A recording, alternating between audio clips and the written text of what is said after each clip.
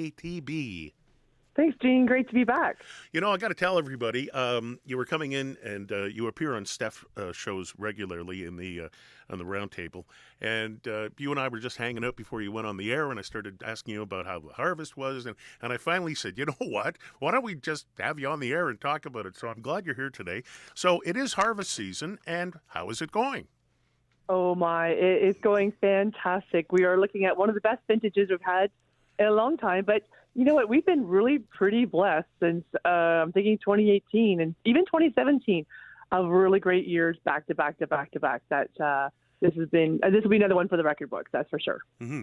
Now, I drive to and from Burlington, so I see your winery coming and going every single day.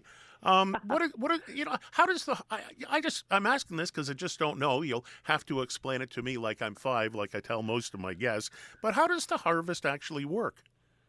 Right. So it really does start in the spring, and the quality of our spring dictates quite a bit. So there was a little bit of concern this year because this spring, if you can remember back to like May and early June, how cool and wet it was. And it just seemed like, I guess it seemed like we finally had a spring and where we didn't like just leapfrog right into the summer. That's typically what we love and typically what we've had for the last few years, where we get that soil temperature warm quickly from the cool winter, get rid of that winter water that's in the soil, get it drained away quickly, and start the harvest season. So there's some trepidation in the spring, but then we went into beautiful, long, and dry summer where we caught up in the amount of time that we lost in the spring.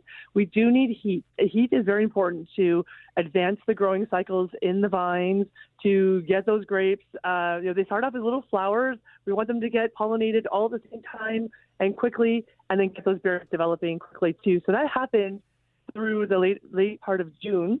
And we haven't stopped since then. It's been warm, it's been dry, it's been gorgeous. And even this fall is extraordinary that we really haven't had that many cool days or rain events. Mm-hmm. Don't think about right now. It's pretty cold outside right now. Yeah. But that really long, cool fall has been fantastic. So we can kind of pick and choose the days that we harvest and get some really great quality grapes. Okay. Here comes the next dumb question.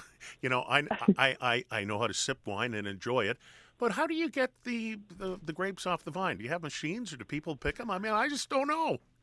Right. So the advancement in mechanical harvesting is extraordinary. So there's machines. They straddle the grape row. So they're quite large. They're quite loud. They have lots of huge fans on them and all kinds of hydraulics. So what it does is an equivalent of taking, if you go to the grocery store, take a cluster of grapes, hold it, shake the heck out of it, and let the berries fall off that framework that holds the cluster together. That's exactly what the machine does, harvesting the grapes.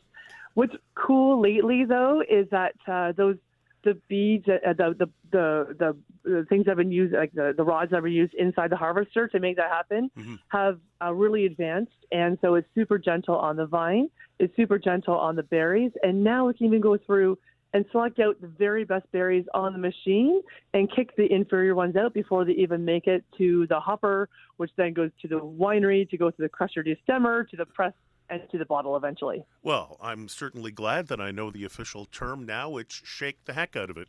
Shake the heck? It's a very technical term.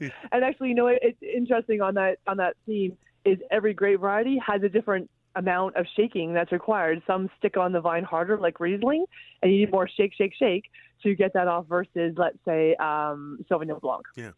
I want to talk about the market, and I guess this affects all mm-hmm. the vineyards in the Niagara region.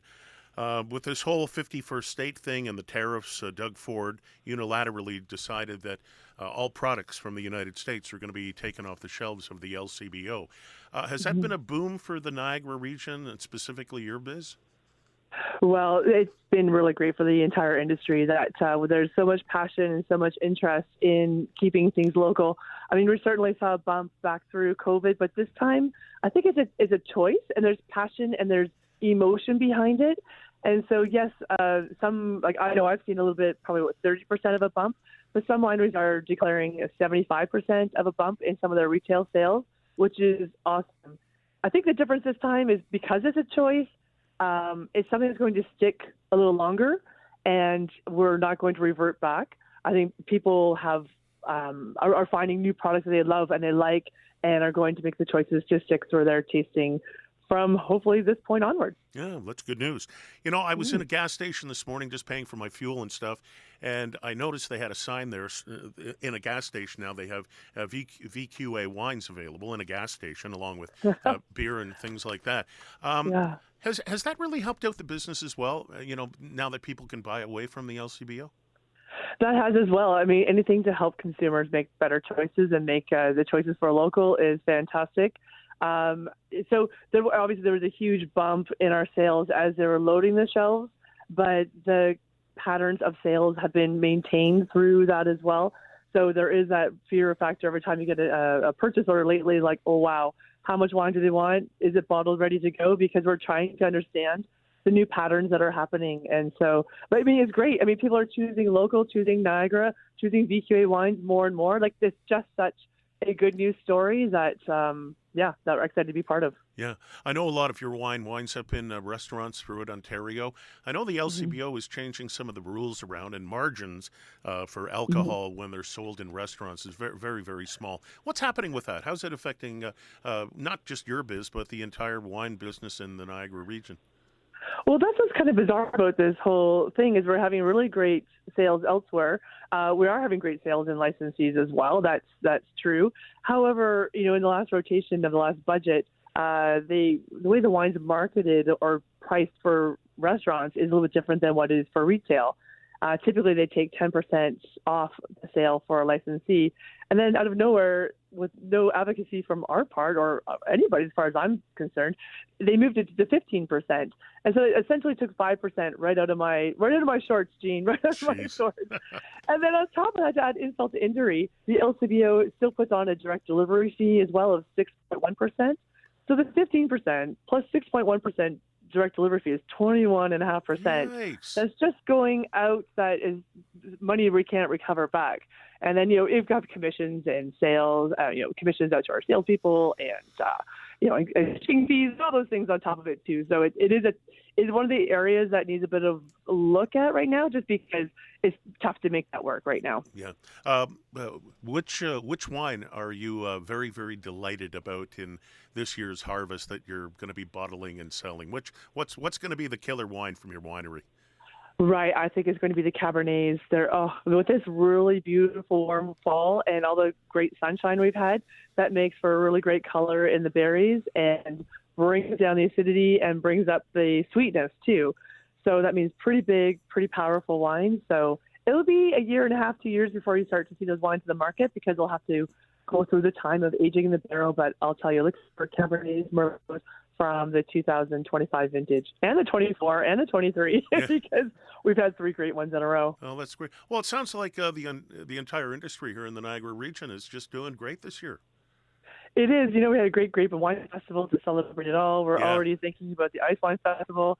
November is packed full of events. I know both here in the Niagara Benchlands area and Niagara and Lake that they both have events happening at the wineries where you buy a pass for, I'm not sure, it depends on each area, around $40, $50 a person, and you get to travel to 8 different wineries and have different taste different wines and different foods to go with each one. So it's a great, civilized, lovely way to spend the day and to maybe find a new wine you've never tasted before and fall in love with. And if you would like to be civilized, you're in Jordan. How do folks get to your winery? Well, thanks for asking. Well, you said the highway there. I have signs on the highway. It took 11 years to get off at Jordan Road and follow that up the escarpment to Staff Avenue.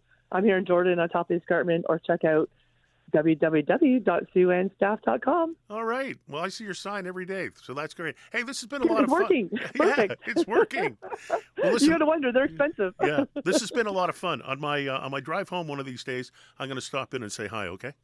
I double dog dare you. Oh, okay. I triple dog dare you that I will. Okay, great, Gene. Thanks so much. Okay, thanks for this today. There is Sue Ann Staff, and her winery is in Jordan. When you go to her winery, it's like you're walking in